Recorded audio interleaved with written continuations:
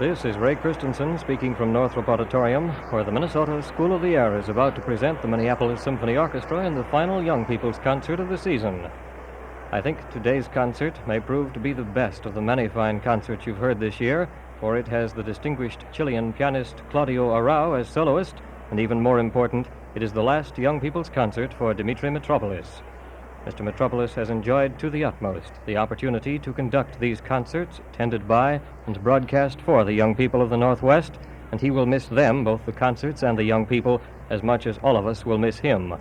I am sure that each of us wishes Dimitri Mitropoulos every success as he steps up to become co-conductor of the Philharmonic Symphony Orchestra of New York. He will be working with Leopold Stokowski, who definitely has more hair than Mr. Mitropoulos, but aside from that, it would be impossible for me to say which leads the other in any department. They are two of the world's greatest conductors, and I, for one, shall look and listen with great anticipation to the music of the future from the Philharmonic Symphony Orchestra of New York. Almost all of the orchestra has taken its place on the stage. The lights went on about a minute before I came on the air, and in the 2 minutes that have elapsed since then, the orchestra has almost filled the stage. Let's look at the program for today. First of all, you will hear the overture by Felix Mendelssohn, Fingal's Cave. Then the Andante from Johannes Brahms' Symphony No. 1. Following that, Mr. Arrau will perform some piano selections. He has changed his program a little bit.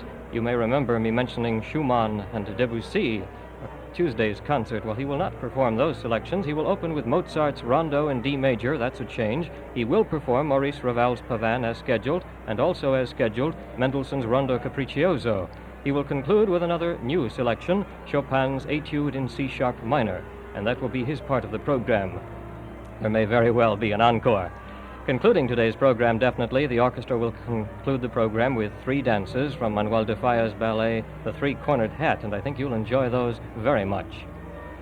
Mr. Krasner, the orchestra's concertmaster, has not yet made his appearance. When he does come out, then the orchestra will begin its final tuning. Right now it's an individual matter, with each player sticking close to his own instrument. George Grimm will be the commentator on today's program. According to our last-minute confab, the first thing you will hear following me will be our national anthem, and then Mr. Grimm will come out for his opening remarks. Coming over to the auditorium from radio station KUOM, which is just across the street, that was about 1:15. I counted the empty buses that had already unloaded young people for today's concert, and there were exactly 20 of them. And I don't doubt but what at least 2 or 3 more have pulled in since then. Looking out into the house, it's full. Young people everywhere. The brass rail that's down in front between the orchestra pit and the first part of the audience itself is covered with coats, too, that have been thrown over it by the young people. Mr. Krasner has come out now, and in just a moment you'll hear the oboe giving the orchestra its opening note. Mr. Krasner is holding up his bow for silence. There is the oboe. Or was it a flute? I'm enclosed here by glass and can't hear out there too well. You can hear a little better than I can, probably, because the microphone outside is turned on a little bit, too. Now there's quiet, and here comes that opening note. That's the oboe, I'm sure. Mr. Krasner adds his violin, and the whole orchestra is tuning up for today's program. The stage manager here at Northrop Auditorium is peering in from the opposite wing. He decides when everything is ready, and then he gives a nod to Mr. Mitropoulos, who then comes out and receives, I am sure, a liberal portion of applause before conducting the national anthem. Our soloist for today, Mr. Arrau, takes a concert like this just as seriously as he does performance such as the one he will have tomorrow evening with the orchestra. I noticed him buried in a sheaf of papers, included among which were scores of the composition that he will perform today. And he was very intent. He was scratching his head, and he had a pencil gripped tightly in his right hand as he was checking over last-minute details to make sure that the program he presents today will be of complete enjoyment to the young people in the audience and to those of you listening. Here comes Mr. Mitropoulos out onto the stage, and listen to the applause. He will take his place. The orchestra will rise as it is doing right now. The audience will rise also in just a moment, and we will hear our national anthem.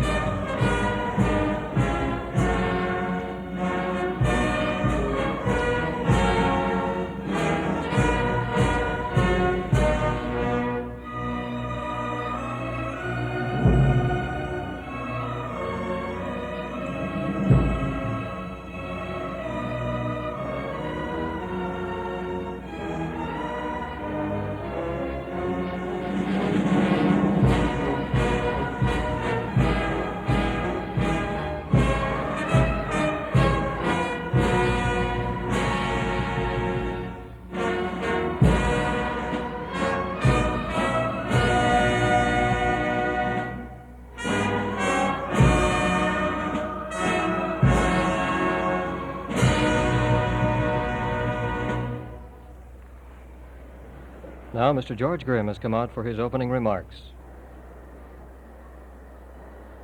Good afternoon again. My name's George Grimm. What's yours? Thank you. I'm very glad you're here.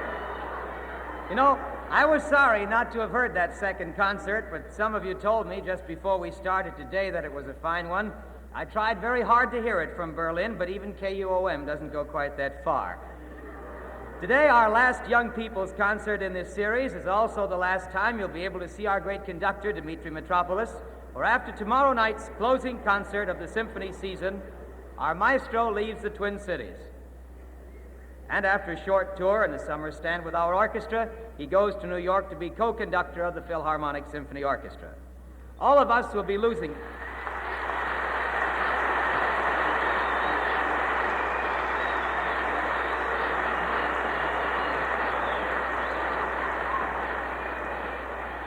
All of us will be losing a friend of music and of young people, a man whose work has been enormous and rewarding and consistently fine. Did you know that our maestro Mitropoulos has never used a single score at a single concert in these dozen years? Every note, every phrase, every concert has been in his mind and in his heart. Next time you have to learn a poem or a definition or a part of a class play, think of Mr. Mitropoulos, who not only learns but he understands. So today, you and I have a now or never chance to watch this great man conduct our magnificent Minneapolis Symphony Orchestra, and you'll hear one of the world's great pianists.